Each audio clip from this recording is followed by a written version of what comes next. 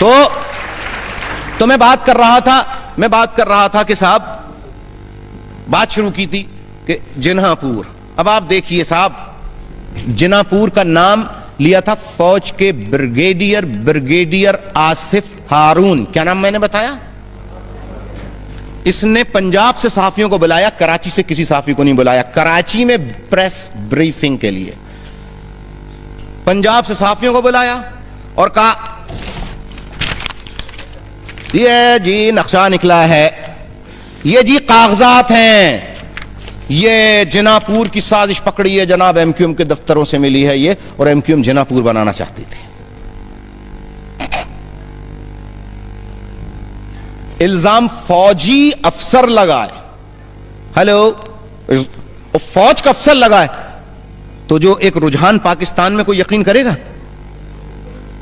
جی نہیں, سوری, میرا سوال یہ کہ کوئی پاکستانی ایسا ہوگا کہ فوج کا افسر کوئی الزام لگائے تو کون پاکستانی یقین نہیں کرے گا؟ بتائیے, ایمانداری سے بتائیے. لہذا اب آپ بتائیے, ٹیلی ویژن پر آ گیا, پرنٹ میڈیا میں آ گیا, اب آپ بتائیے گورنمنٹ کے ریسورسز کتنے ہوتے ہیں؟ میں کہاں کس پنجاب کے دیہات سرحد میں کس گاؤں جاتا, بلوچستان کی کن وادیوں میں جاتا, میں کیسے ڈینائی کرتا کہ ہم نے کبھی کوئی سازش نہیں کی. یہ جھوٹا مقدمہ فوج کے افسروں نے خود سازش کے تحت تیار کیا ہے, خود نقشہ بنایا ہے بریگیڈیئر آصف ہارون نے. میں کیسے بتاتا؟ آپ مجھے جواب تو دیجئے. جب میں نے کہا کہ اس کو انٹرنیشنل کورٹ سے لے کے پاکستان کے سپریم کورٹ میں اگر یہ فوج کے افسروں نے تو میں نے یہ بیان دیا کہ اس کو سپریم کورٹ کے ججز انٹرنیشنل کورٹس جیوری کے سامنے اگر اس کو رکھ کر ثابت کر دیا جائے, اور اگر کر دیا جائے تو مجھے کراچی میں نہیں لاہور میں مینار پاکستان پہ چڑھا کے مجھے پھانسی دینا. میں نے کہا چلاؤ اس پہ, اس مقدمے پہ اگر یہ الزام ہے تو ثابت کرو اس کو. جب میں نے اس پہ واویلا کیا, اس پہ شور کیا, تو پھر فوج نہیں, آئی ایس پی آر, فوج کا ایک ادارہ ہے شعبہ اطلاعات آئی ایس پی آر, اس نے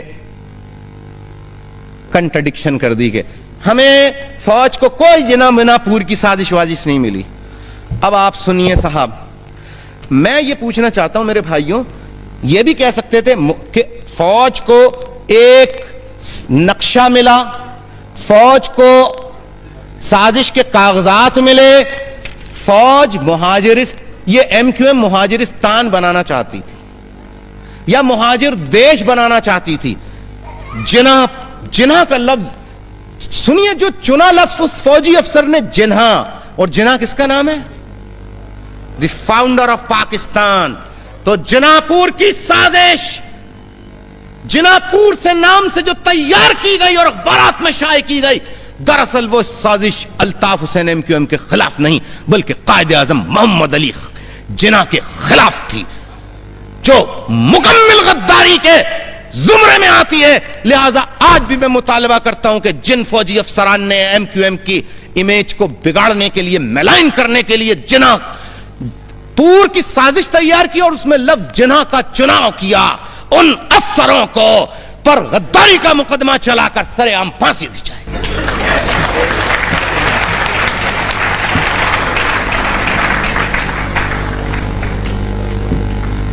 مطالبے کی آپ تائید کرتے ہیں؟ کیوں نہیں کرنی چاہیے جناب؟ دیکھیے, آپ سارے الزامات لگا لیجئے, دہشت گرد, کلیشن کوف, اچھے نہیں ہیں, بھتہ لیتے, فلا لیتے, جو الزام لگا, لیکن کسی کی حب الوطنی کو اس پر شک کرنا یا اس پر الزام لگانا یا اسے ملک دشمن قرار دے دینا, جتنا بڑا ملک دشمنی کرنا ہے اس سے زیادہ بڑھ کر کسی پر جھوٹا ملک دشمنی کا الزام لگانا ہوتا ہے. تائید کرتے ہیں آپ میری باتوں کی؟